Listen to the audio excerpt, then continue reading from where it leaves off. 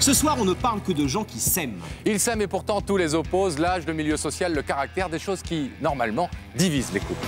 Elle était médecin et lui ouvrier. Rien ne laissait supposer qu'ils se rencontreraient. Pourtant, aujourd'hui, Cathy et Luc vivent avec leurs 3 enfants un véritable conte de fées.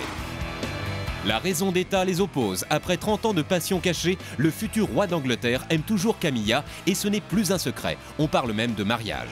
Leur histoire d'amour a été une affaire d'État en Belgique. Ariane était noble, Victor n'était qu'esthéticien. Les parents d'Ariane n'ont pas accepté, ils l'ont même fait kidnapper. Du haut de ses 1,80 m, Véronique n'aurait jamais pensé rencontrer Thierry. Et même si les centimètres les séparent, ils vivent ensemble un grand amour. Nadine est tombée éperdument amoureuse d'un homme qui était déjà marié au Sénégal. Par amour, elle a tout quitté et accepté de vivre sous le règne de la polygamie. À 32 ans, Morissette a eu le coup de foudre pour un garçon de 16 ans. Scandale dans le village et dans les familles. Paris gagné, aujourd'hui la passion est toujours aussi intense. Ils sont très différents, mais évidemment, l'amour est toujours plus fort que tout. Générique.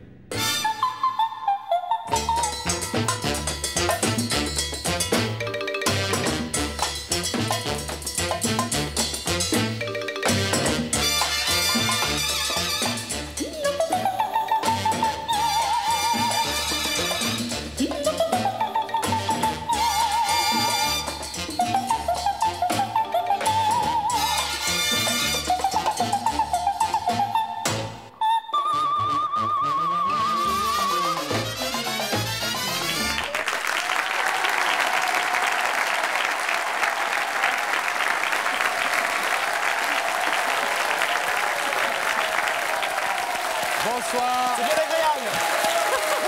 Bonsoir à vous tous, merci d'être fidèles à notre rendez-vous du lundi soir, toujours avec nos camarades Gaël Renard. Bonsoir Gaël.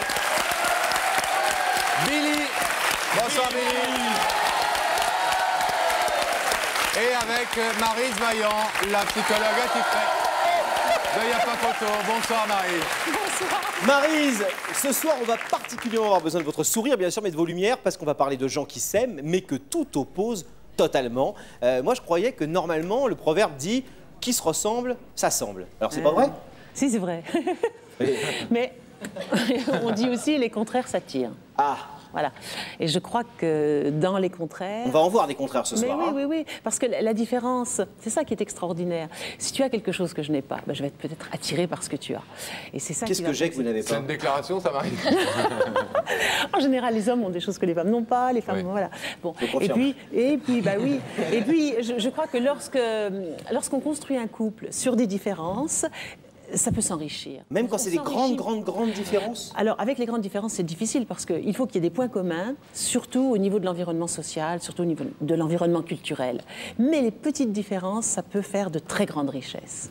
Et on verra que ce soir, de grandes différences qui ont fait de grands combats et de grandes réussites aussi. Alors Billy, vous qui êtes un petit peu monsieur chiffre, monsieur... Je sais tout. Géo trouve tout. Ça faillit, ça faillit. Il n'y a pas photo. Est-ce qu'on sait aujourd'hui s'il faut avoir le même caractère pour réussir son couple? Eh ben, qu'est-ce qui vous ferait plaisir que je dise oui ou non?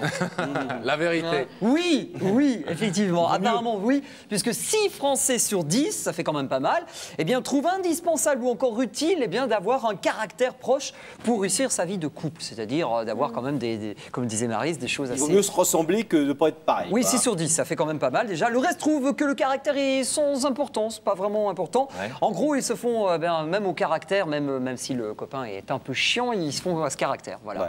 On s'habitue à tout. Complètement. Et est-ce qu'il y a une différence d'âge moyenne? On dit souvent que les hommes sont plus âgés que les femmes. En général, dans un couple, c'est combien la différence d'âge? Il est préférable que l'homme soit plus âgé que la femme. Ouais. C'est des statistiques. On hein, verra ça. tout à l'heure un cas contraire. Mais... Voilà. Et 7 hommes sur 10 épousent ainsi des femmes plus jeunes qu'eux. Ouais. Je dis jeunes, hein, parce que moi je suis du Jura, alors on dit jeune. Jeune. Mais pas plus jaune. Hein. Ah, non, pas plus jaune, plus jeune. La différence d'âge idéal en fait au sein d'un couple, Marie, c'est de 2-5 ans. On en discutait tout à l'heure, on trouvait que c'était pas beaucoup. Entre 2 et 5 ans, Entre l'homme 2 et est 5 systématiquement plus vieux de 2 et 5 ans. 2-5 ans, on trouvait que c'était pas énorme, c'était pas flagrant. Et seulement 1% des femmes pensent qu'il est préférable que la femme soit plus âgée que l'homme. 1%, c'est pas beaucoup. Hein. C'est pas énorme, faut la trouver. Voilà. Mais on va voir qu'on peut vivre depuis 10 ans avec un homme qui est tout son contraire et avoir parfaitement réussi son couple. C'est ce que va nous raconter maintenant Catherine Giron.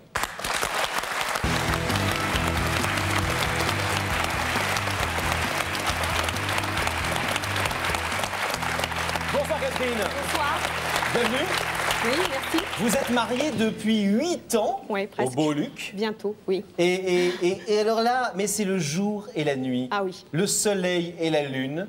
Et pourtant, C'est depuis lui le 8 soleil, ans... alors. C'est quoi le soleil? Et pourtant, depuis 8 ans, ça marche. Ah ouais, au-delà de nos espérances. Ouais. Ouais, Du très feu bien. de Dieu? Ah ouais, C'est l'homme de votre vie? ah, complètement. Et Je pour- changerais pour rien au monde. Même 2 barils d'un autre mec? Même 2 contre ce barils de baril-là. Laurent, par exemple. Même Tom Cruise, je changerais pas. Ah ouais. Ah, non. 2 barils de Tom Cruise contre un Oh, je baril m'en de fous. Luc, non. Même 15 barils, si vous voulez. Même 15 barils. Ah ouais. Ah, il a de la Personne. chance, le Luc. Mais quand vous étiez jeune fille, Catherine, c'était quoi votre idéal d'homme? Tout sauf lui. Je voulais surtout pas quelqu'un qui avait vécu chez papa et maman jusqu'à 25 ans, parce que moi j'avais été étudiante, donc je voulais pas d'un mec qui ait pris l'habitude de ne rien faire à la maison. Indépendant. D'être un peu Voilà, servi, j'aurais quoi. aimé avoir quelqu'un qui était indépendant, et puis j'aurais peut-être voulu quelqu'un un petit peu plus exubérant. Et puis, bah, Et là, vous tombez sur Luc. et bah ouais, un Et- soir en boîte. Vous l'avez rencontré comment?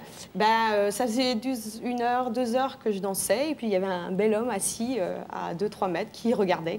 Alors quand les Céristos est arrivé, je me suis assise pas très loin. Ah oui, vous Mais êtes bon, comme ça, vous, Catherine. Bah non, j'étais pas comme ça, mais bon, là, il y avait quelque chose, quoi, l'intuition féminine, appelez ça comme vous voulez, 6e sens. Mais bon, j'ai eu beau m'asseoir pas loin. Vous avez fait le premier pas? Eh ben, je suis retournée danser, puis comme il se décidait toujours pas, j'ai dit je peux pas rater l'occasion. Et j'ai eu raison parce que j'ai jamais fait ça. J'ai tenté ma chance. Vous avez fait quoi? Vous mettez- Eh ben, je suis allée lui parler, je lui ai juste dit bonjour, je lui ai demandé si ça le choquait pas, une fille qui l'aborde en boîte. Il me dit bah ça me surprend un peu, mais bon, on peut discuter. Ah, il Et était puis timide on a quand même, le garçon. discuté. Ouais, très timide. Moins maintenant, mais très timide. Et ça fait 8 puis- ans que vous discutez. On n'a pas fait que ça. On n'a pas fait que ça. Donc, vous discutez, et là, donc, il vous plaît. Oui. Puisque vous Il vous avait faites un très beau sourire. Il avait un très beau sourire.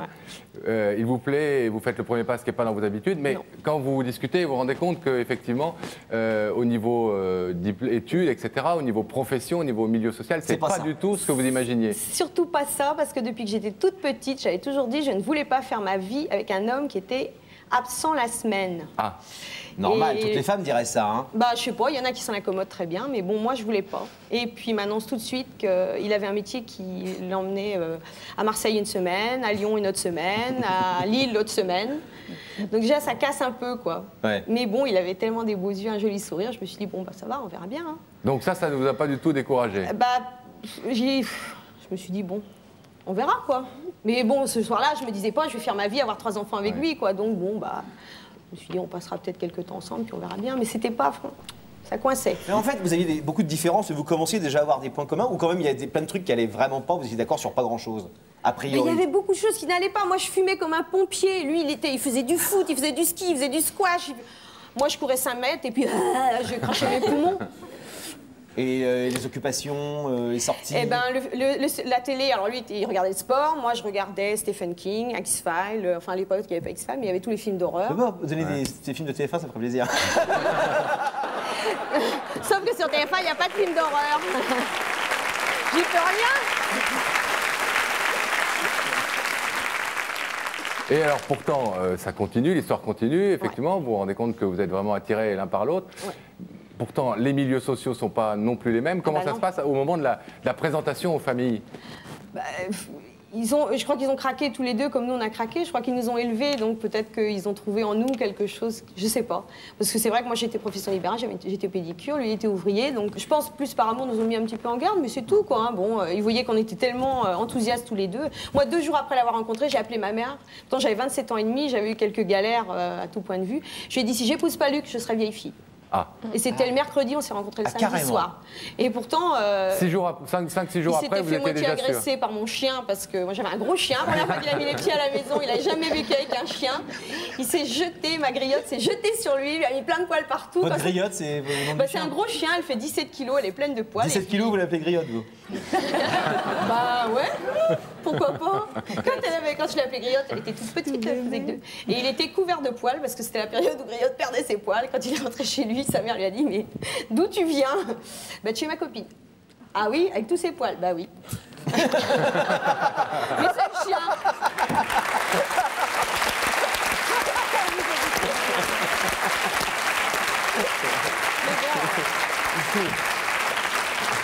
Et pour l'organisation du mariage, vous étiez sur la même longueur d'onde ou pas? Là, ça a été à peu près. On a flashé. Alors là, vraiment, par contre, autant on pouvait être différent donc de caractère. Il est très posé. Moi, je suis moitié disjonctée. Non. Si, un petit peu, mais bon. La robe de mariée, il y en avait, toutes les femmes qui se sont mariées ont vu, hein, il y avait peut-être 300 robes. La fille nous sort 3 ou 4, on se regarde, il y en avait une. J'ai pratiquement essayé que celle-là. Et c'était la même. Là, vous étiez d'accord tous les deux? Tous les deux. Oui. Ouais, on a vraiment flashé dessus. Il y a quand même eu un petit problème, c'est que dans sa famille, on est très catholique, je crois, et donc c'était mariage à l'église obligatoire. Ouais. Et vous, c'était pas vraiment votre, Ah non, votre moi, truc au départ. puis nous, ma sœur et moi, on n'a fait aucune. D'ailleurs, ma sœur est mariée civilement. Ouais. Donc moi, vu l'éducation que j'avais eue, j'avais prévu de me marier civilement. Et puis un jour, je lui ai demandé, t'es croyant? Oui. Bon, bah. Et puis, bah, quand on a discuté un peu. C'était une différence de plus? Non, parce qu'en fait, en discutant, il n'était pas si croyant que ça. Mais bon, c'est vrai que ça a fait plaisir à ses beaux-parents. Ma belle famille est tellement géniale, ils sont tellement gentils. Je savais que ça leur ferait plaisir d'aller à l'église ce jour-là. Donc j'ai fait l'effort d'aller à l'église. Alors vous avez commencé à vivre ensemble au quotidien. Oui. Et là, comment vous vous êtes rendu compte de quelle différence vous vous êtes rendu compte? Qu'est-ce qui vous a agacé Plein au de début? choses. Et puis ensuite? En fait, il n'avait jamais fait de travaux ménagers. Donc il avait jamais... Je me rappelle d'un jour, pour la première fois, il a ciré ses chaussures de foot à 25 ans, parce que sa maman le faisait à sa place. Il était en déplacement toute la semaine, donc il vivait à l'hôtel. Il arrivait le week-end, sa maman n'allait pas lui dire bon, allez, tu te mets à faire. Donc il n'a jamais mis de lessive, jamais passé un coup de serpillière et tout ça. Et puis il s'y est mis très bien. Et c'est vrai que je pense qu'il a dit un jour, moi, il a calmé un peu mes défauts. J'ai arrêté de fumer 5 mois après qu'on se soit connus. Ah, pas mal. Vous jouez au foot maintenant? Non, mais je me suis mise au vélo. Ah ouais. Donc je me suis mis à la piscine. Oh là. Chose inconcevable il y a 10 ans. Non, je faisais pas de sport du tout. Maintenant, je vais à la piscine toutes les semaines. Je fais du vélo d'appartement 2 ou 3 fois par semaine. Avec Griotte qui court. Ouais, derrière le vélo d'appartement. Un vélo d'appartement, difficile. Ou alors il est empaillé, le chien. Et en fait, bon, on a acheté la maison. Billy est très sportif, comme vous pouvez le voir. Vélo d'appartement, il voit tout de suite à quoi ça ressemble. Bah, c'est vrai que si je roulais avec mon vélo dans l'appartement, ça ferait un peu des... Même si on a une grande maison... Alors ça a été aussi une différence dans la vie de tous les jours. Il n'était pas franchement bricoleur. Moi, je rêvais que d'une chose, d'acheter une très vieille maison, ce qu'on a fini par faire, parce qu'il a trouvé que finalement, ça avait beaucoup de charme. Mais en fait, j'ai l'impression que tous les trucs que l'un et l'autre faisaient pas, l'autre lui a quand même amené. Ouais. Un petit peu. Et Luc disait l'autre jour, quand on parlait de l'émission et de ce qu'on avait eu comme différence, je pense que lui, il a réussi à calmer certains de mes gros défauts, du genre fumer, pas de faire de sport, des choses comme ça. Il y a des choses qu'il n'a pas réussi à calmer. Parce que genre quoi? Difficile à calmer. Bah, ma grande gueule, je dirais. Mais bon, et moi, je pense que j'ai développé des qualités qu'il n'avait pas soupçonnées. C'est vrai qu'il a bricolé dans la maison, c'est magnifique. Et de lui-même, je pense qu'il n'aurait pas... Il n'aurait pas eu envie, quoi. Mais bon, comme on arrive à se motiver l'un et l'autre. Mais Catherine, on a vu un petit peu, là, vous disiez, la télé, etc. Mais pareil, vous faites plein de compromis comme ça, sur la radio, par exemple. Bah, moi, comme j'ai habité très longtemps toute seule, et c'est vrai que j'aime pas le noir, parce que je stressais dans le noir. Alors mon chien dormait au pied du lit. Alors vous imaginez, pauvre Luc, on a mis le chien dehors. Elle n'a rien dit, hein. À côté du vélo? Oui, on n'avait pas le vélo à l'époque. Et je dormais donc avec la radio et avec quelquefois une petite veilleuse. Alors Luc, c'est le noir complet, le silence. Alors j'ai le droit à 20 minutes de radio tous les soirs pour m'endormir. Ah, il faut que vous écoutiez absolument 20 minutes. J'ai besoin d'un bruit de fond pour C'est m'endormir. quand même bizarre. J'aime pas 20 le minutes de silence. radio tous les soirs. Ben, il met comme lui, bon, ben, il a du mal à s'endormir, alors on a fait un compromis, j'ai le droit à 20 minutes. Et au bout de 20 minutes, il éteint. Non, ça s'éteint tout seul, ça fait des trucs. Ah oui, les vous avez autos- un truc et militaire. machin, ça s'éteint Mais c'est tout réglé seul, sur hein. 20 minutes. Il le met, lui, alors quelquefois, j'ai le droit à 5 minutes de rap. Si vous avez été très gentil, vous avez le droit à 21. Ben, voilà. 25. Et puis depuis, vous avez fait un petit bout de chou. Qui est grand, Hein c'est notre grand bout de chou. Un grand celui-là. bout de chou. Il a quel âge, 6 ans, 7 ans? Il a 7 ans. 7 ans. Et puis il y a une petite puce de 4 ans, Florestine. Ouais. Alors, Et un bout de chou et un bout de 5 mois, Cinq. Aristide. Waouh, waouh. Belle famille. Ouais. Et est-ce que- Plus griotte. Ça, c'était un truc aussi. Plus griotte et un autre petit chien qui fait 4 kilos qui s'appelle Plume. Bah oui. Une ménagerie, quoi. 4 kilos plume, c'est normal. Et il court après le vélo d'appartement. lui. Il se fatigue beaucoup. Finalement, vous n'auriez pas pu vivre avec quelqu'un qui vous ressemble? Je crois pas, non. Quand je vois des copines avec des types qui me ressemblent, je dis, mais comment... Oh là là, non. Genre moi? Non. Ouais, j'en fous. Ah, surtout pas. On n'aurait jamais pu être ensemble? Non, je pense que ce serait accroché. Bah, Sûr. Oui, je pense que souvent, on ne supporte pas chez l'autre ce qu'on trouve être des défauts ou des excès Oui, je chez pense nous. que c'est Le ça, reflet de voilà. soi-même. Ah Ouais. Oui, c'est le reflet Ouais. de soi. Ouais, Donc, je pense. effectivement, dans un couple différent, on trouve quand même dans l'autre ce qui nous manque, ce qui nous attire. Et c'est merveilleux, Ouais. cet enrichissement mutuel. Ah ouais. Non, mais c'est vraiment... Il n'y a pas photo, je suis prête à recommencer tous les jours. Ça se voit. Hein. Ah ouais, Ça ouais. se voit. Non, puis en plus, en vivant avec lui, il est calme, il est posé, il est génial, quoi. Tout ce dont vous avez besoin. Ah oui, Comme quoi, hein, parfois, les oppositions dures peuvent faire de bien, Ah jolies oui. bien jolies familles. on cassera les statistiques. Merci Catherine pour vos témoignages. Alors maintenant, un autre exemple de différence qui n'a pas empêché l'amour, une différence de taille, c'est le cas de le dire, puisque lui, Thierry, est petit, alors qu'elle, Véronique, est très grande. Regardez. Véronique, 22 ans, chose du 41 pour 60 kg et mesure 1,80 m. Thierry, 31 ans, chose du 37 pour 54 kg et mesure 1,65 m. Ils n'étaient pas faits pour se rencontrer et pourtant un jour, leurs routes se sont croisées. J'ai rencontré Thierry par l'intermédiaire d'une amie, donc on s'est vus plusieurs fois. Mais comme ça, on aurait dit un jour, tu vas faire ta vie avec, bah, j'aurais pas cru. Mon type d'homme, c'était pas ça, quoi. C'était grand, brun, baraqué, les yeux bleus. Bon, bah, j'ai un petit blond aux yeux verts, c'est pas mal aussi. Bah, la première fois que j'ai présenté Véronique à mes copains, la plupart avaient un petit peu mal au cou, quoi. Pas étonnant, Thierry est jockey de profession. Au champ de course, Véronique a même un surnom. Bah, ici, il m'appelle la grande. Les amis de Thierry m'appellent la grande. Je suis pas spécialement grande, mais comme eux, ils sont tout petits. Donc mon surnom, c'est la grande. Ça va, la grande? Comment tu vas?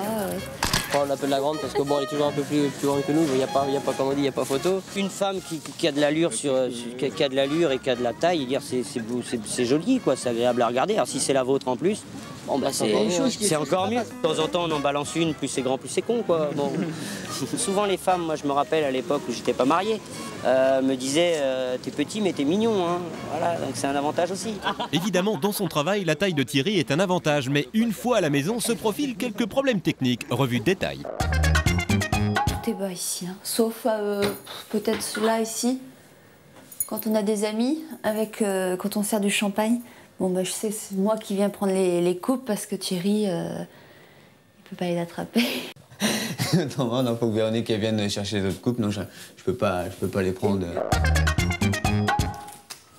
Donc on vient d'aménager dans cette maison et on a fait attention aux fenêtres parce que dans l'ancien appartement, il y avait des Velux qui étaient très très hauts et je pouvais que les ouvrir parce que pour les ouvrir, il fallait que je saute, j'accrochais, donc je l'ouvrais mais je pouvais jamais la refermer, la fenêtre. Je serais plutôt talon haut, mais j'essaye de faire en fonction avec Thierry, de pas prendre trop non plus trop haut. Et pourtant, j'aimerais mettre plus haut, mais bon. En fait, là, il n'y a pas beaucoup de différence, mais ce que vous voyez pas, c'est que Thierry, en fait, est monté sur une marche. Et moi, en fait, bah, au lieu d'être droite et debout, bah, je suis un peu comme ça, quoi. Je penche un peu les hanches. Et de ce fait-là, bah, les niveaux sont à peu près pareils. Donc, pour embrasser Thierry, on a plusieurs possibilités. Soit comme ça, soit comme ça.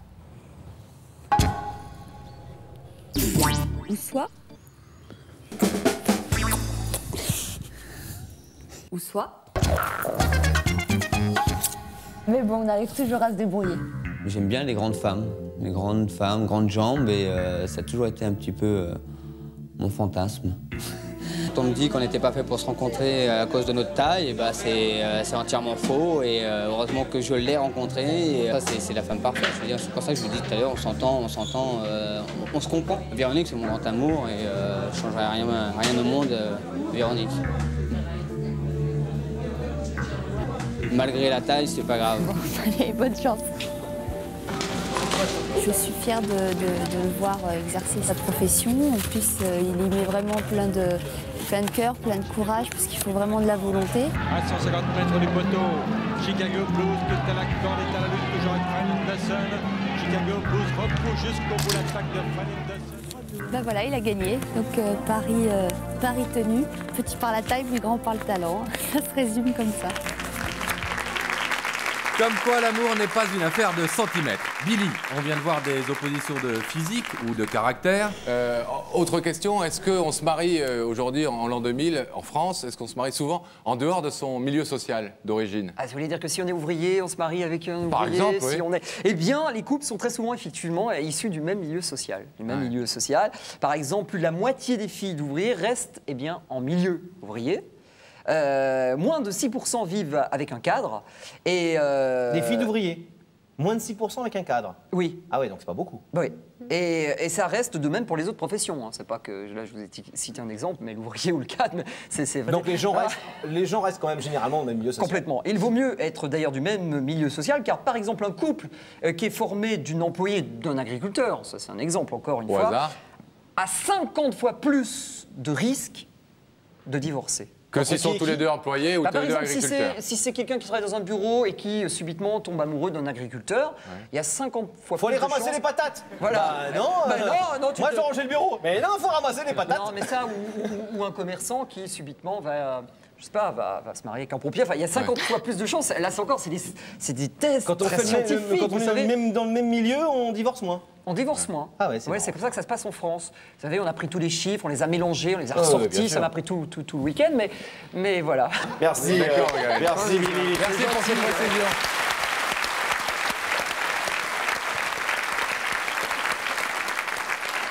Catherine est amoureuse de quelqu'un qui, dans l'absolu, ne correspond pas du tout à son idéal. Moi, j'ai l'exemple contraire. Ils avaient absolument tout en commun et pourtant, ils n'ont pas pu se marier à cause de la raison d'État.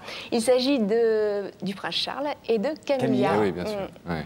Alors, une longue histoire. Une longue histoire. Ils se sont rencontrés en 1970. À la sortie d'un match de polo, elle est venue le voir et elle lui a dit nos grands-parents ont couché ensemble, est-ce que ça vous dit quelque chose? Donc lui, une fille aussi directe. Ah oui, direct. Ah oui, il avait changé de ce qu'il avait à l'époque. Hein. Il n'avait jamais vu ça, ça l'a complètement sidéré. Il en tombe immédiatement crapadingue. Seulement, eh bien, il va peut-être pas pouvoir trop l'épouser parce que Camilla, elle a la trentaine bien sonnée déjà. Côté amant, elle a quelques heures de vol. Et, et en fait, la famille royale préférait une petite jeune fille bien comme il faut, bien pure, bien innocente. On connaît la suite. Hein. On connaît la suite, c'est la On connaît la suite, mais 30 ans ont passé, il y a eu de l'eau sous les ponts qui a coulé. Ils s'aiment toujours autant, en tout cas c'est ce que disent les spécialistes de la question. Et on parle même, paraît-il, de mariage Camilla et Charles. Regardez. Charles et Camilla, les tourtereaux les plus célèbres du monde, ne se cachent plus. On affirme même que ces clichés pris il y a quelques jours sur la Côte d'Azur auraient été commandités par le couple lui-même, avec un objectif, reconquérir le cœur des Anglais. Mission impossible, difficile en effet d'effacer des mémoires la belle Lady Di et le cauchemar de son mariage avec le futur roi d'Angleterre. D'autant que tout le monde le sait, la relation entre Camilla et Charles ne date pas d'hier. Leur amour dure depuis 30 ans, 30 longues années où leur relation a été contrariée par la raison d'État. Le prince timide et coincé a rencontré celle qui va devenir sa maîtresse sur un terrain de polo en juin 1970. C'est immédiatement le coup de foudre. Charles ne peut plus se passer de cette étudiante rigolote aux allures de garçon manqué. Les spécialistes de la cour d'Angleterre disent même que c'est elle qui a initié le fils de la reine au plaisir de la chair.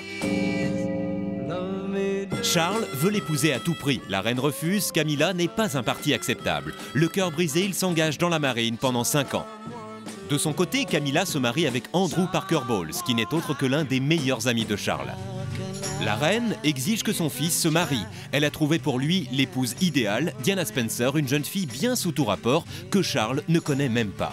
Une fois de plus, le prince accepte les dictats de sa mère, la mort dans l'âme. On sait aujourd'hui qu'il a enterré sa vie de garçon dans le lit de Camilla la veille des noces. Le lendemain, le 29 juillet 81, il épouse une jeune femme qu'il n'aime pas, mais que ses compatriotes ont déjà adoptée. Les rôles vont rester les mêmes pendant 15 ans. Lady Di est la femme idéale et officielle adulée par le monde entier. Camilla est la maîtresse que les services de sécurité de la couronne s'efforcent de cacher. Leur liaison est plus forte que la raison d'État. Charles ne cessera jamais de voir Camilla malgré la désapprobation continuelle de la reine. Ils s'aménagent des dîners, des week-ends à la campagne et même des vacances. Les biographes officiels disent que Diana ne pouvait pas ignorer cette liaison. Résultat, en juin 1992, c'est la catastrophe. Dans un livre qui fait scandale, Lady Di dévoile la liaison de son mari. Je savais qu'il me trompait. Pour moi, c'était vraiment inacceptable. Comme le fera Bill Clinton quelques années plus tard, Charles est obligé d'avouer à la télé sa passion pour son éternelle maîtresse. La liaison devient officielle, la presse s'acharne, la reine somme une fois de plus son fils d'oublier Camilla et d'essayer de sauver son mariage. C'est peine perdue, Charles, cette fois-ci, ne lui obéira plus. En 95, les divorces de Camilla et son mari ainsi que celui de Charles et Diana sont prononcés à quelques mois d'écart. Et en 97, c'est l'accident du pont de l'Alma. Camilla fait profil bas, pas question de revenir sur le devant de la scène, alors que la planète entière pleure l'ex-femme de son amant. Dans l'ombre, Camilla console ce prince qui a bien du mal une fois de plus à assumer son rôle. 4 ans sont passés, Charles et Camilla en profitent pour se rapprocher. Ils savent que cette fois, l'histoire ne les empêchera plus de vivre leur amour au grand jour. Les conseillers du prince lui ont dit qu'aujourd'hui, l'opinion publique acceptera qu'il vive enfin avec la femme de sa vie. Il a même organisé pour elle une soirée d'anniversaire pour ses 50 ans, à laquelle étaient conviées de nombreuses personnalités. Sans compter que depuis quelques mois, Camilla fait des efforts. Elle se montre au dîner officiel et jette aux orties ses jeans et ses culottes de cheval.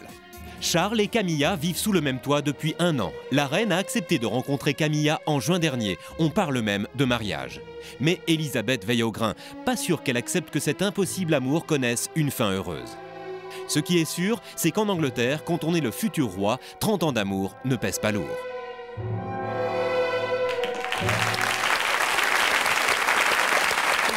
Marie, comment peut-on expliquer que cet amour impossible, cette passion impossible ait duré aussi longtemps? Écoutez, qu'importe l'explication, c'est bien. Moi, ça me ravit, cette histoire. Ils se sont trouvés, quoi. Ils se sont trouvés, ils avaient plein de choses en commun, ils ont vécu une histoire merveilleuse. Et puis, en plus, peut-être l'opposition les a un petit peu soudés, l'opposition. Le côté interdit, etc. Ah oui, oui, oui. Avoir contre soi la couronne, le pays entier. La planète entière, parce qu'il faut rappeler quand même que Charles a été l'époux de Didi, qui était quand même la plus aimée des femmes qui soit. Qu'est-ce qu'il va chercher quand on a une jeune femme aussi jolie, aussi belle que les Didi, que Diana? Qu'est-ce qu'il allait chercher chez Camilla, qui est quand même très différente de les Didi, c'est le moins qu'on puisse dire. Mais qu'en termes galants, ces choses-là sont dites. Non, mais ça est différente. C'est comme le sujet de la semaine dernière. Les Didi, elle est jeune, elle est belle, mais visiblement, avec Camilla, il a rencontré quelqu'un, il a échangé, il a partagé. Et peut-être que Camilla avait une beauté intérieure bien plus importante que l'apparence. L'une était une femme pour la cour officielle, pour la raison d'État. L'autre était la femme de son cœur. Et visiblement, c'est un homme qui n'a qu'un cœur. Et ce Charles, moi, il me plaît. Je ne le connaissais pas, mais... On va vous le présenter, Marie. Alors, attendez, vous ne le connaissez pas? C'est le fils de la reine d'Angleterre. Je ne le connaissais pas sous cet angle-là. Je découvre une histoire que je trouve très touchante, très attachante. En tout cas, un bel amour impossible. Un bel amour impossible. Merci Marie. On a voulu ce soir, nous, vous présenter une vraie histoire de différence sociale, une comtesse qui a épousé un roturier. Elle était fille de diplomate. Lui, c'était l'esthéticien de sa maman, à la comtesse. Elle s'appelle, et je vous demande de les accueillir très gentiment, Ariane. Je vous prends ma fiche parce que c'est pas simple, vous allez voir. Ariane de Liberkerque de Paille-Mérillon et son mari, ça c'est plus simple, Victor Portenard.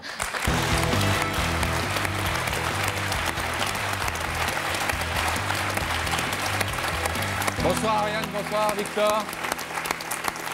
Merci d'être avec nous à la table de Y a pas photo. Laurent le disait, vous vous êtes aimés. Victor avait 40 ans. Ariane, c'était l'esthéticien de votre maman, Madame la Comtesse. Oui. Vous étiez une jeune future comtesse de 17 ans. Et pour vivre ensemble, ça a été une drôle de bagarre. Vous allez le voir, conflit, fuite, enlèvement. Il y a tout eu, on en parle dans un instant.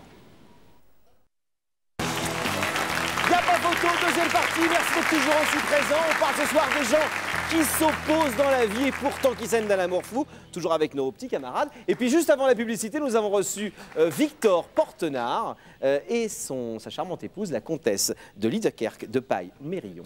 Bonsoir et merci d'être là, Ariane. Merci. Alors, Ariane et Victor, la jeune comtesse de 17 ans à l'époque et le roturier de 40 ans. Nous aussi, hein, on est roturier, Victor, c'est pas une insulte, hein, c'est pas une tare. Hein. Et la jeune comtesse et le roturier de 40 ans, c'était pas une histoire gagnée d'avance, d'autant que, Ariane, quand vous êtes tombée amoureuse de Victor, c'était l'esthéticien de votre maman, ce qui ne simplifiait pas forcément les choses. Car c'est vous qui êtes tombée amoureuse. Oui, en fait, la première fois que je l'ai vu, je suis venue à l'Institut et j'avais 12 ans. Quand je suis sortie de l'Institut, quelque chose en moi a dit, ce sera lui, l'homme de ta vie. À 12 ans. Ah, ouais.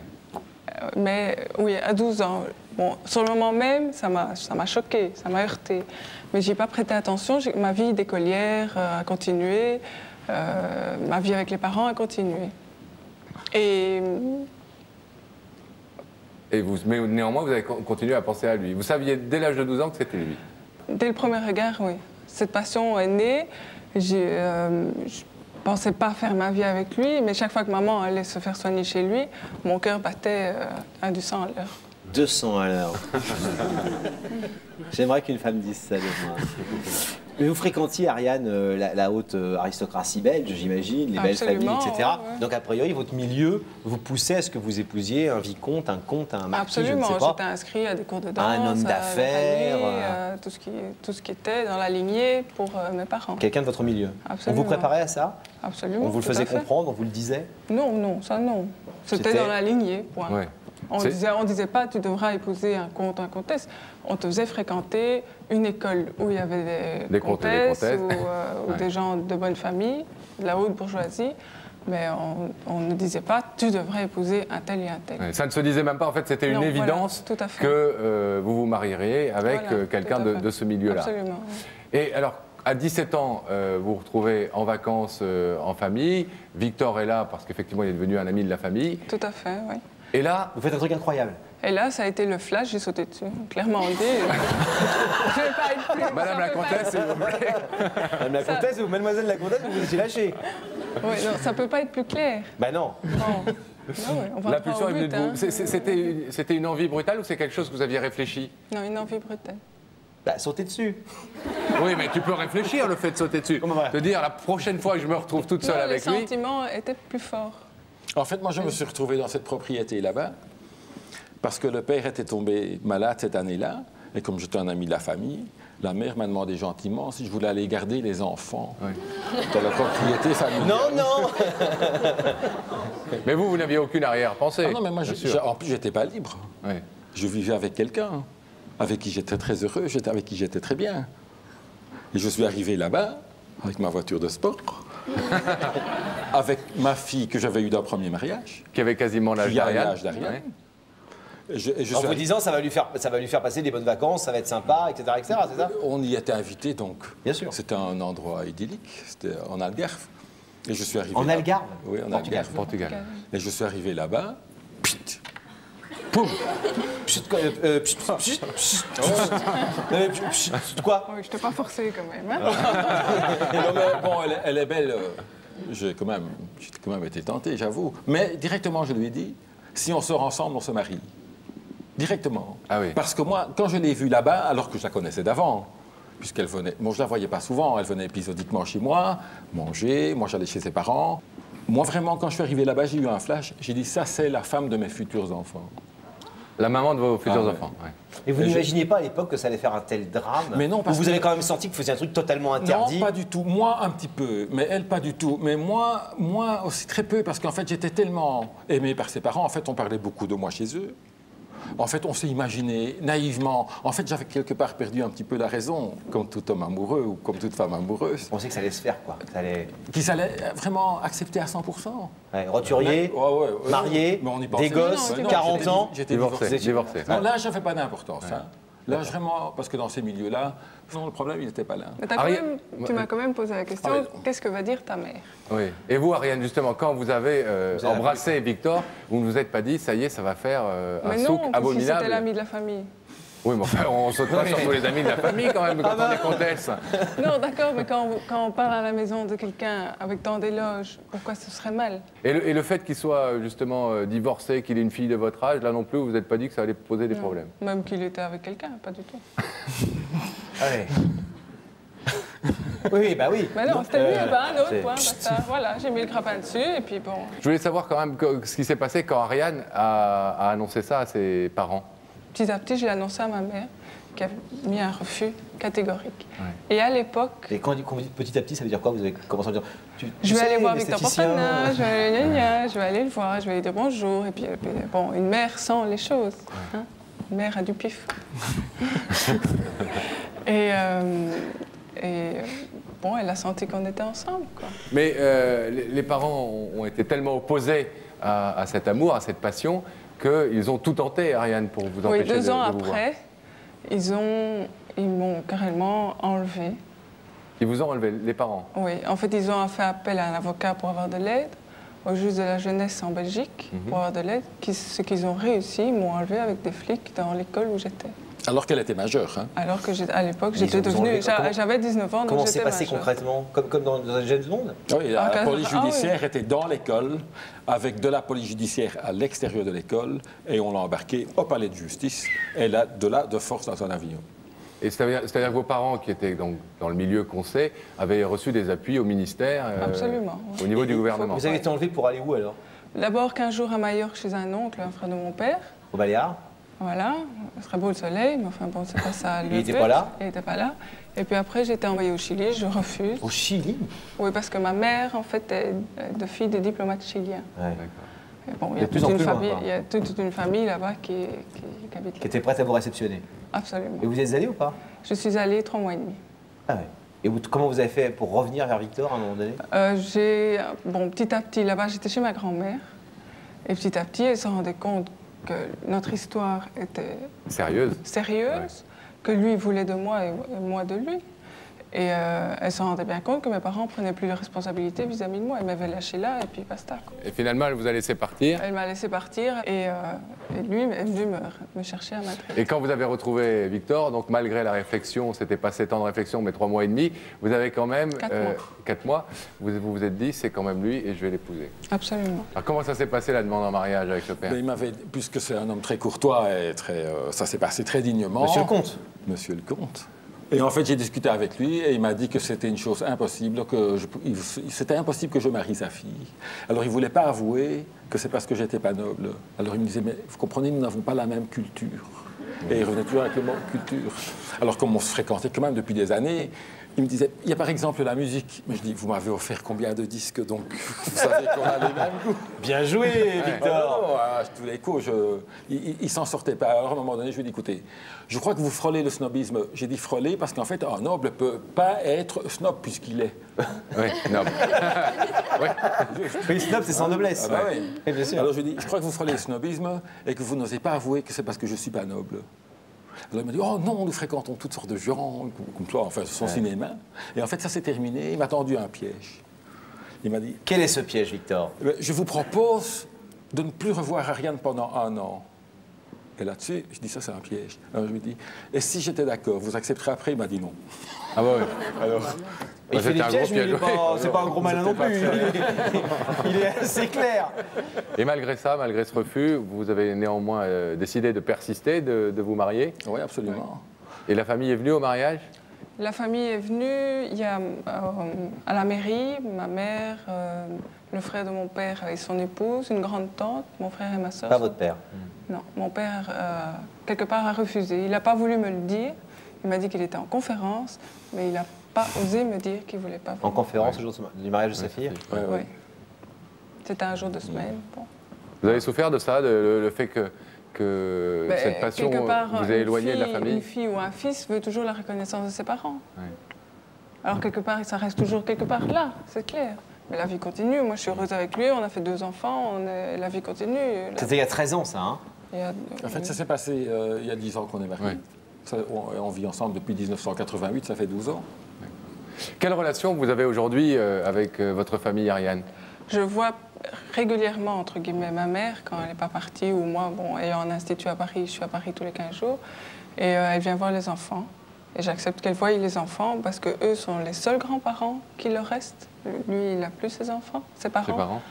Et il faut être plus intelligent. Vous avez eu tous les deux éducations différentes. Est-ce qu'il vous est arrivé, au cours de ces 12 années passées ensemble, et encore aujourd'hui, de sentir des décalages entre vous? Des choses sur lesquelles, qui auraient pu justifier effectivement le refus de vos parents?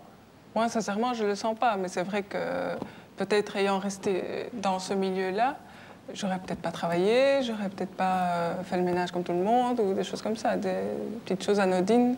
La cuisine? Ah oui, absolument. Et est-ce que justement, ça vous qui avez été élevée comme une jeune princesse, est-ce que ça vous manque pas de ne plus avoir le petit poids sous le 8e matelas là? Mais non, sincèrement, non. Non? Je l'ai, lui. Oh, ouais. Bien.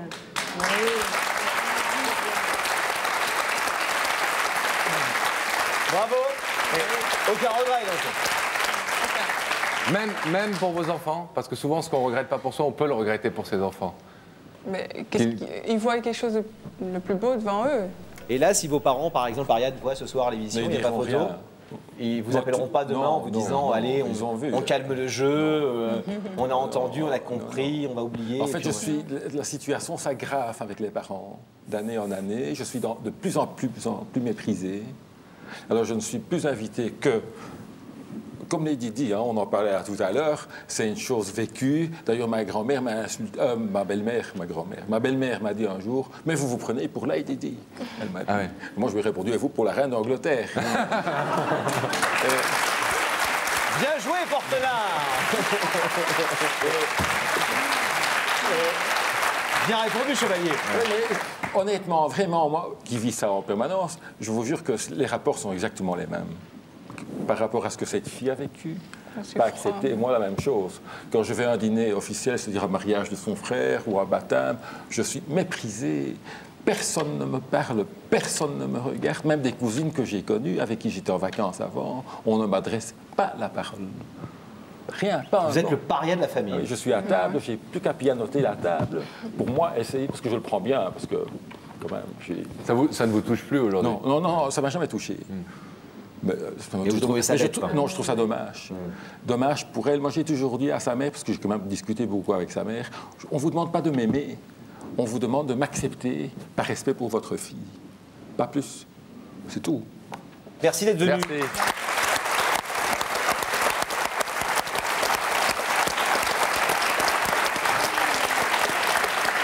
Vous êtes de quel signe tous les deux?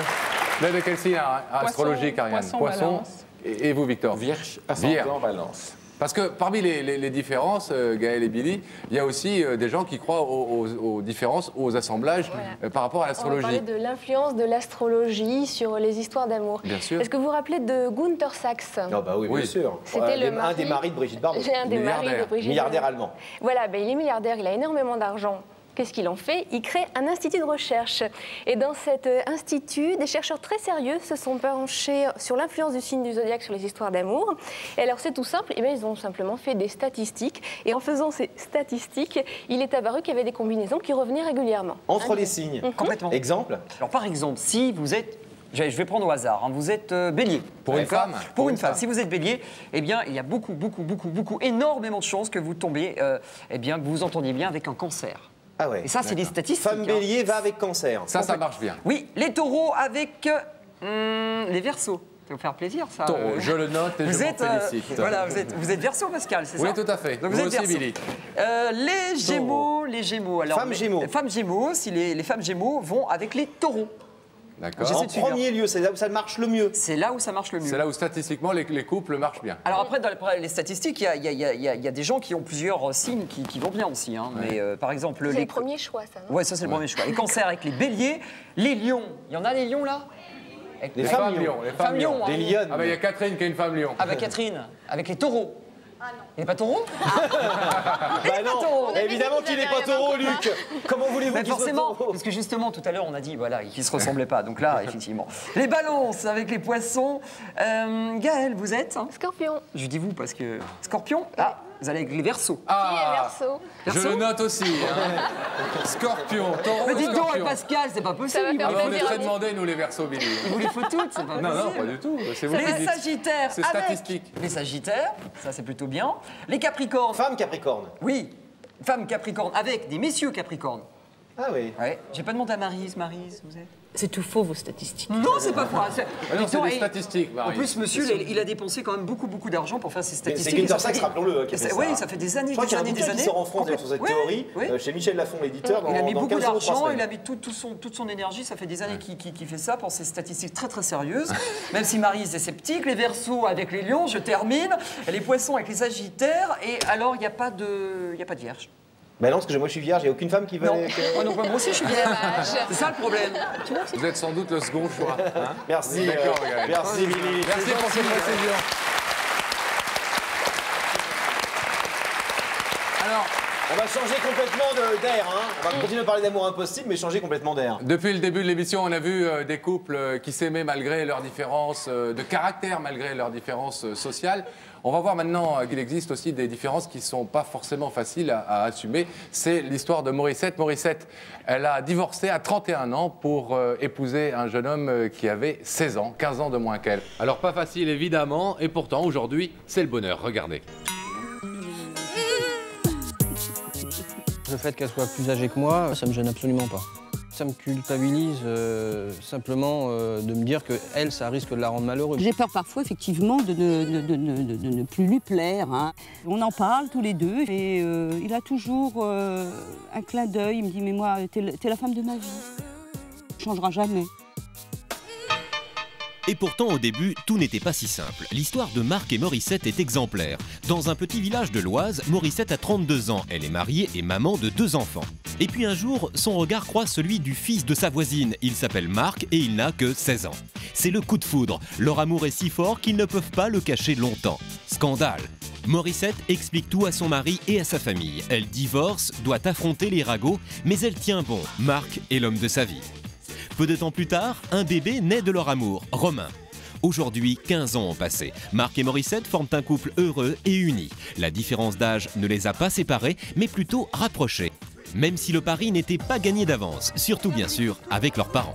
C'est bien, remarque, je ne sais pas ce qu'il t'a rencontré. Ah, vous étiez bien. Ah oui, il y avait même un coca.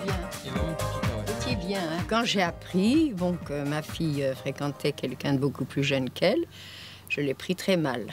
J'avais peur que, vu l'âge de Marc, ça ne tienne pas. J'ai réalisé qu'il était quand même très stable, très équilibré. Et par la suite, je m'en suis rendu compte que ma fille était heureuse. Le grand amour avec un grand A, elle l'avait connu maintenant. La mère de Marc, quant à elle, avait deviné les sentiments de son fils pour Morissette. J'ai commencé à me rendre compte qu'à certaines heures, il partait. Je suis d'ailleurs allée me promener du côté de Royaumont une fois, et puis là, j'ai vu. Je pense que Morissette a fait évoluer Marc par son tempérament, parce qu'elle est assez explosive. L'amour a été plus fort que tout, mais le couple a dû se battre. Contre les familles qui étaient consternées, contre les amis qui ont pris parti et qui ont jugé, contre tout un village qui a condamné. Pour vivre avec Marc, Morissette a été obligée de déménager loin de ses enfants.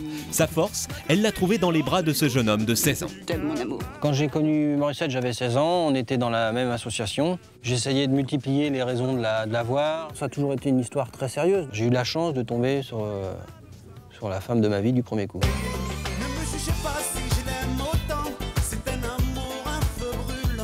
Aujourd'hui, ce couple heureux aborde le problème de la différence d'âge avec le sourire. Leur fils a l'âge de papa lorsqu'il a rencontré maman et les épreuves traversées ensemble ont uni cette famille de façon incroyable. Romain, l'enfant de l'amour, est arrivé à point nommé pour faire reculer les préjugés. Aujourd'hui, la différence d'âge entre ses parents ne lui pose franchement pas de problème. Je suis conscient qu'ils ont une différence d'âge, mais ça me dérange pas du tout. Puis mes copains, des fois, ils m'en parlent. Et des fois, je leur dis, imaginez que quand mon père il venait juste de naître, ma mère elle avait 16 ans. Puis ils disent, ah, ça fait drôle, mais ça te dérange pas? Je fais, bah non, ça me dérange pas.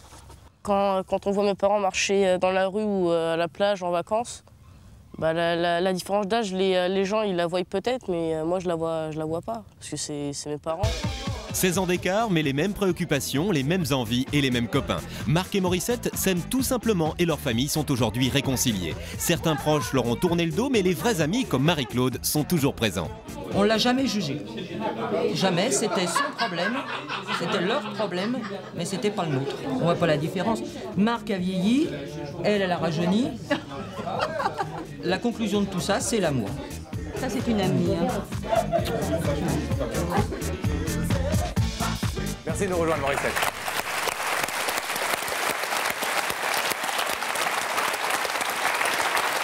Bonsoir. Bonsoir. Bienvenue. Merci d'être avec nous. Vous avez rencontré Marc, vous aviez 31 ans, vous étiez marié, vous aviez 2 enfants, oui. Morissette. Comment une femme de votre âge, 31 ans, a pu être à ce point attirée par un jeune homme de 16 ans? C'est un peu inexplicable, c'est évident. Hein. Bon, il avait 16 ans, je m'occupais d'une association, je m'occupais de la section jeune. Et bon, bah, il était mignon, il avait de très jolis yeux bleus, il était un peu plus sérieux que les autres. Il était moins volubile qu'un jeune de 16 ans. Il était un peu retiré par rapport aux autres. Et on a monté des projets dans cette association ensemble. On s'est bien entendu et on s'est découvert. Et tout doucement... Bah... Qui est-ce qui a déclaré sa flamme à l'autre? Moi, c'est moi. Et comment vous avez fait? Eh bien, on faisait une manifestation, toujours dans le cadre de cette association, et on menait une activité poney, et on devait ramener le poney à la maison, à la grange, à l'écurie. Et on s'est désignés tous les deux, on y est allés tous les deux, et puis on a pris le petit chemin, et puis on s'est arrêtés en route. Avec le poney? Avec le poney, pratique. Et puis, je n'ai pas déclaré ma flamme, mais timidement, on sentait bien qu'il y avait quelque chose qui se passait. C'était réciproque, quoi. Je veux dire, c'était pas... Un sens unique. Non, je lui ai demandé si je pouvais l'embrasser. On sentait bien qu'il se passait quelque chose, et puis après, on a essayé de se freiner, bien sûr, d'être raisonnable. Vous avez vu cette image de vous en train d'embrasser un jeune homme de 16 ans, dont vous vous occupiez dans le cadre associatif, etc., en vous disant c'est pas bien ce que je fais, ou je suis en train de briser un tabou très fort là en ce moment? J'y ai pensé après, mais pas avant. Pas pendant? Ni pendant. Vous avez vécu longtemps caché? Oui, ça a duré quand même un petit bout de temps, hein, parce qu'on est dans un petit village, et puis j'ai 2 filles, donc 2 grands-enfants, et c'était pas possible de se montrer comme ça. Et vous savez que quand on a une liaison, quand on est marié, de toute façon, on se cache toujours, alors encore plus quand on a autant de différences d'âge. Donc on s'est caché pendant un bon bout de temps, 2 mois, 3 mois, et après, je pouvais plus rester comme ça. Vous ne vouliez pas être dans le mensonge? Non, non, je ne pouvais pas continuer à mentir à mes enfants et à mon mari. Et vous avez eu conscience à ce moment-là, au moment de dire la vérité, de vous lâcher, si j'ose dire, que ça allait entraîner une catastrophe vis-à-vis de vos enfants, de votre mari et tout? Oui, pour moi c'était quand même très dur. Je savais qu'on allait changer de... J'allais tout casser, quoi. Même ma famille, de mon côté, c'était un vrai problème. J'avais des tabous et que... Oui, je savais que ça allait être très dur.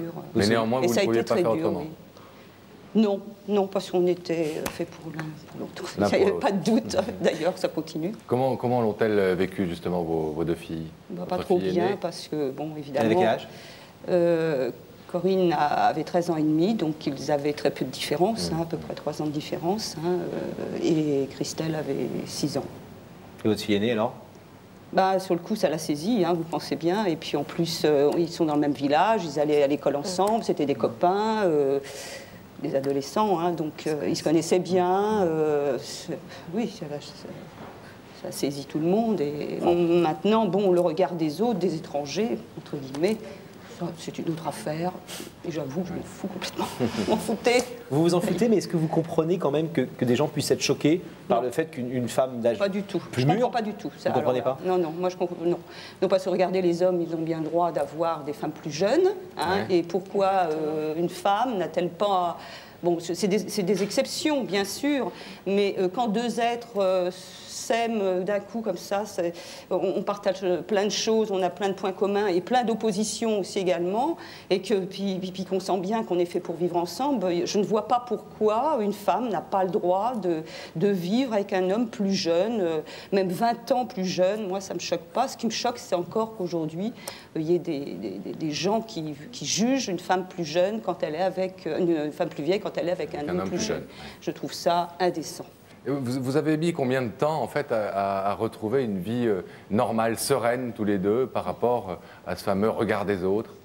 Écoutez, le temps que le divorce se prononce, il a fallu 2 ans. Ensuite, officiellement, on s'est mis en ménage ensemble devant tout le monde.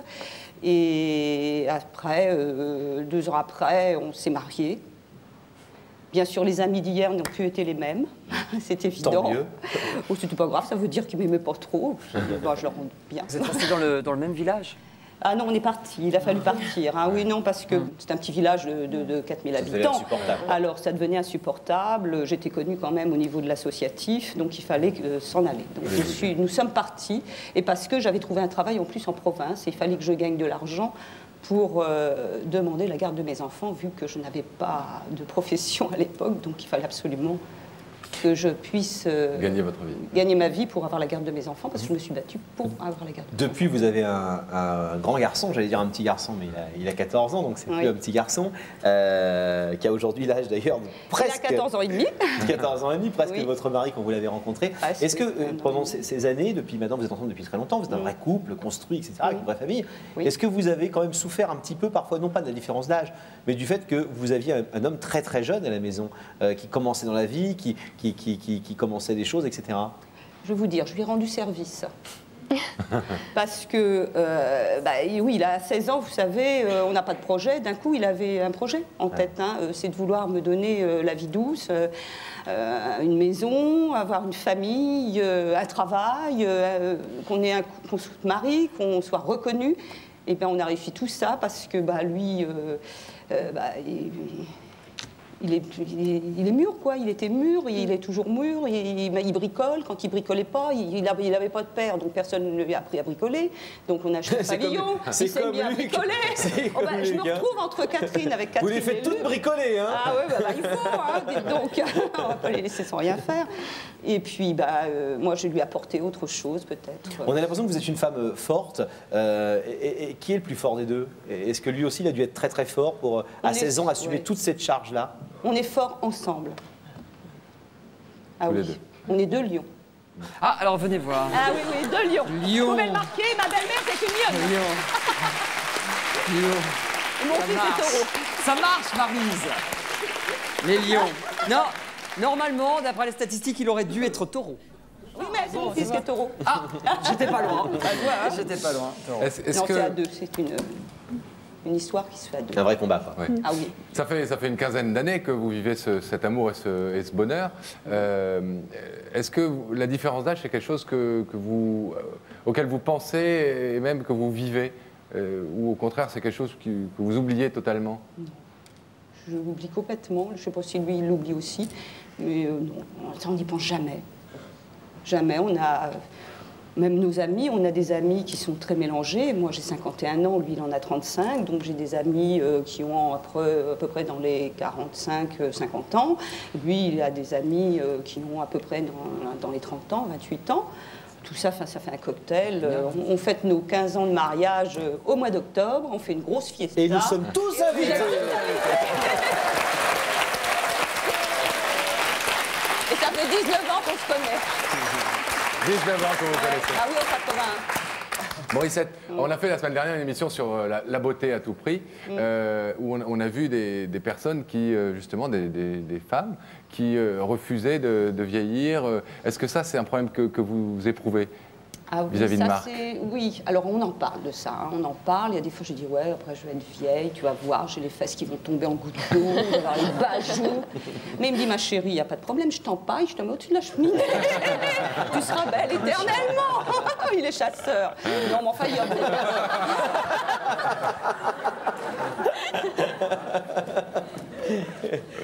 Non, c'est pas... Bon, enfin...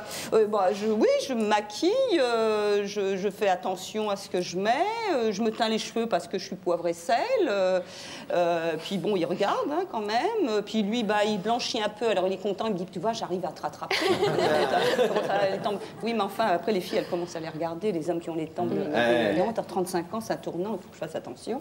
Donc, il faut absolument que je sois guillerette. Je fais pas trop de sport parce que je suis feignante. Mais bon, je m'occupe de randonnée pédestre. C'est pas une obsession, mais vous êtes là. J'anime aussi, donc bien présente. voilà. Oui, je suis là, oui. Morissette, je vais vous poser une question qu'on me fait poser, mais c'est toujours la même chose. On me fait toujours poser des questions auxquelles je connais déjà les réponses. Si c'était à refaire, vous seriez prête à livrer le même combat? Oui, la réponse est oui. Merci Morissette.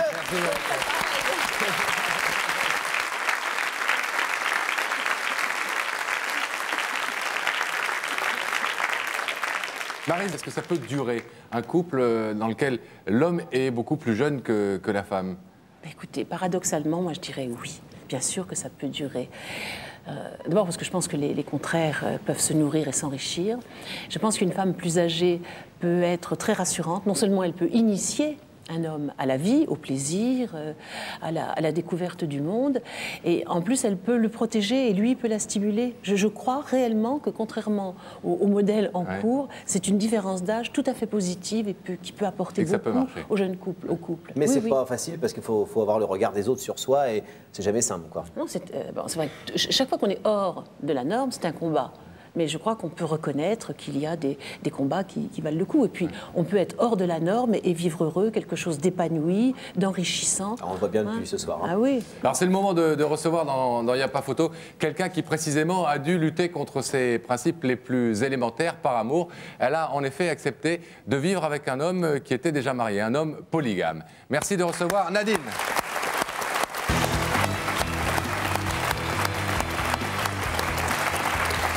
Bonsoir Nadine, très heureux de vous recevoir. Votre passion amoureuse vous a fait faire des choses complètement étonnantes. Vous avez tout quitté, votre pays, votre mari, vos gosses. On en parlera avec beaucoup de difficultés pour vivre une véritable histoire d'amour extrêmement forte avec un homme que vous avez rencontré, pas de la même culture que vous en plus, et qui était polygame au Sénégal. Vous êtes devenue sa seconde épouse. On voit ça dans quelques instants. Il n'y a pas photo, troisième partie, toujours pour parler de ceux que tout oppose et qui pourtant s'aiment profondément. Et on retrouve Nadine.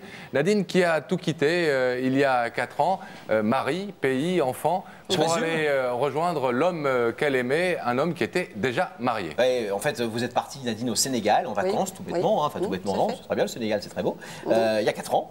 Et puis là, vous tombez totalement amoureuse d'un serveur dans l'hôtel où vous êtes. Il s'appelle Mustapha. Vous rentrez en France. Pendant 6 mois, ça cogite, ça cogite, ça cogite, ça cogite.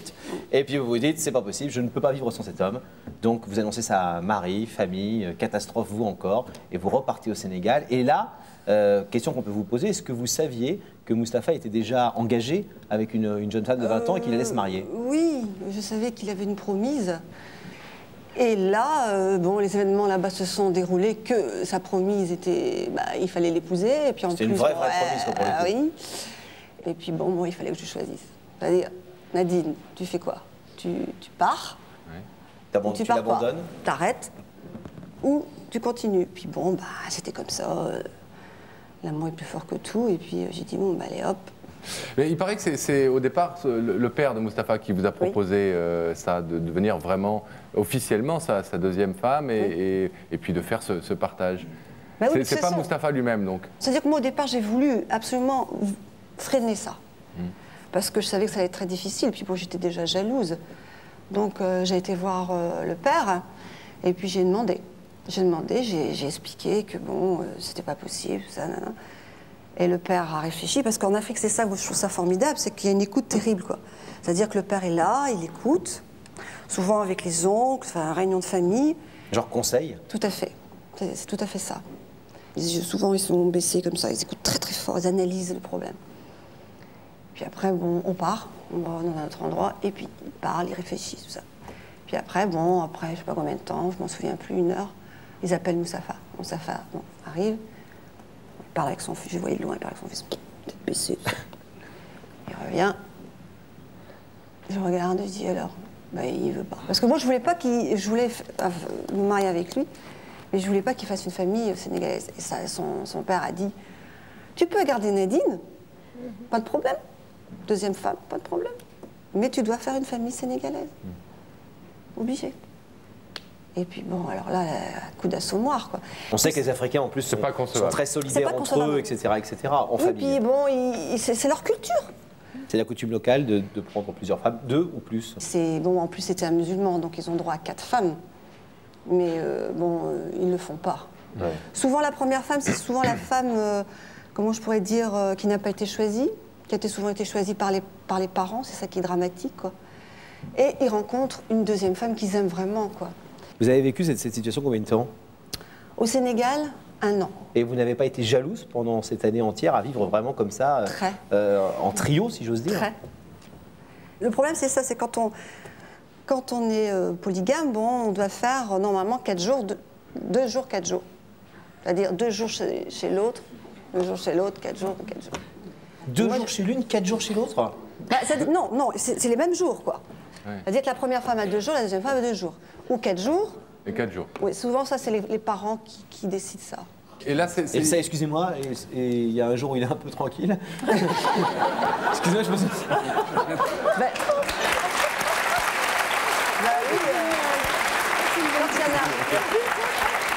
C'est la femme qui va être contente. Ah, c'est sûr que bon, les femmes, elles sollicitent l'homme, quoi, parce que bon, c'est pas normal que l'autre a plus. Bon. Par contre, moi, ce que j'ai fait, parce que je trouvais que 2 jours, c'était pas beaucoup, et 4 jours, c'était trop long. Donc j'ai pris 3 jours. Ouais, 3 jours, 3 jours. Vous n'avez donc jamais vécu vraiment sous le même toit que Mouna, la première épouse de Mustapha? Non, j'aurais jamais voulu. C'était vraiment 2 existences séparées. Il y a des limites quand même. Bon, déjà, si j'acceptais déjà la polygamie, ce qui est très très dur pour une Européenne, parce que c'est pas pensable d'avoir une... De partager. Et puis en plus, si elle devait... Ah non, bah, de toute façon, j'aurais dit... Ah non, j'aurais pas voulu. Et vous entendez bien avec elle quand même? Vous la voyez faire les courses, je sais pas...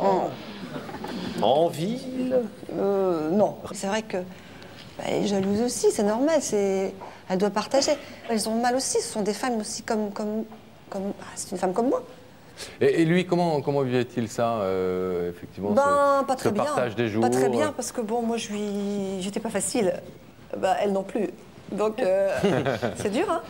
C'est dur d'assumer. Et il était tranquille le 7e jour, c'est ce que je dis, moi. Non, peut-être. Et vous avez eu envie de lui donner un enfant? Oui, bien sûr. C'est ça que j'ai proposé aussi au papa de Mustapha. Et il a fait comment? Il a fait... Mais il a dit non. Elle essaye de m'embrouiller, l'occidentale. Elle me prend pas.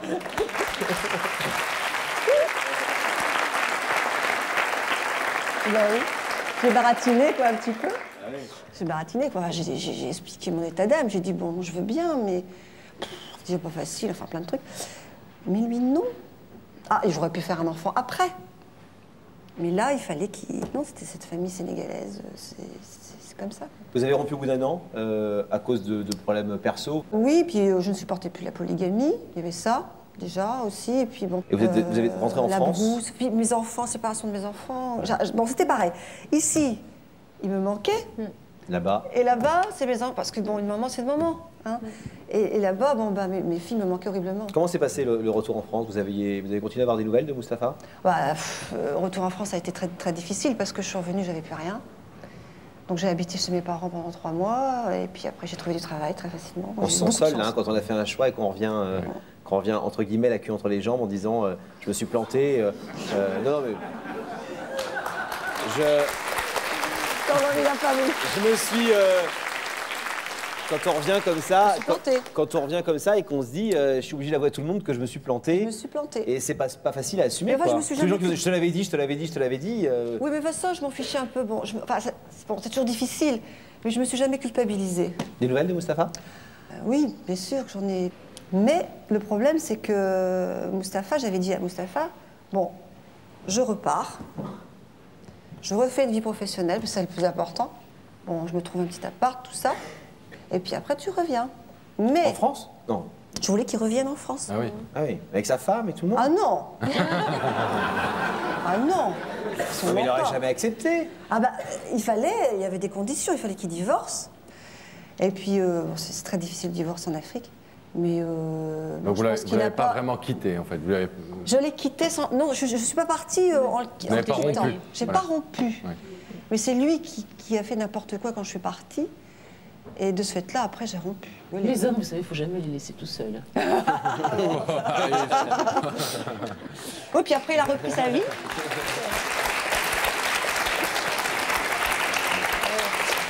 Il a repris sa vie, quoi. Traditionnelle. Mouna, bon, c'était reprendre. Il a toujours continué avec elle complètement, quoi. On voit depuis ce soir, Maryse, qu'on peut accepter n'importe quoi, en tout cas beaucoup de choses par amour. Est-ce que même des différences culturelles aussi fortes et de pays, on peut les accepter quand elles sont à ce point dures? La polygamie, c'est un truc que vraiment on ne fait pas en France, quoi. Mais je crois qu'on peut tout accepter, mais chacun dit il y a des limites.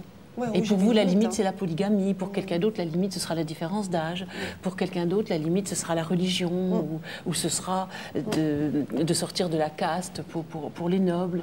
C'est ça qui est extraordinaire. C'est que chacun à l'esprit large avec ses limites. Mais si on ajoute les limites de tout le monde, eh bien on a une petite vie tout étriquée. Et c'est pour ça que je salue le courage, mais le courage énorme qu'il faut pour braver les contraintes, les tabous, les conventions. Parce que vraiment, il faut s'accrocher pour pouvoir réussir à vivre son amour, vivre sa vie, vivre son expérience. Je crois que c'est... Bon, c'est très difficile. Puis à partir du moment, moi je dis toujours, hein, quand je parle aux autres femmes, à partir du moment où on a tout repoussé comme ça, on peut tout faire après encore. Merci Nadine. Merci à tous ceux qui ont témoigné ce soir. Maryse, on a vu tout un tas de cas aujourd'hui, ce soir, de gens qui s'aimaient, qui avaient beaucoup de combats à mener pour pouvoir s'aimer, parce qu'il y a beaucoup d'opposition entre eux. Est-ce qu'à l'inverse, à trop chercher quelqu'un qui nous ressemble, à trop chercher l'âme sœur, on risque pas aussi finalement l'échec et la déception? Dans la vie, il y a ce qu'on cherche et puis il y a ce qu'on trouve. Et ce qui est formidable, c'est lorsque ce qu'on trouve, c'est pas ce qu'on cherchait, qu'on soit capable de traverser l'adversité pour réellement arriver à vivre sa vie. Voilà. Sinon, effectivement, à trop chercher l'âme seule, l'âme sœur, on risque de s'embrouiller, d'être dans la confusion, de vivre en miroir l'un par rapport à l'autre. À trop chercher la différence, on cherche la difficulté. Mais voilà, la vie, c'est ça. Hein. Beaucoup de différences, beaucoup de richesses, beaucoup de difficultés. Mais la vie, c'est ça. Merci Marie. Jolie conclusion.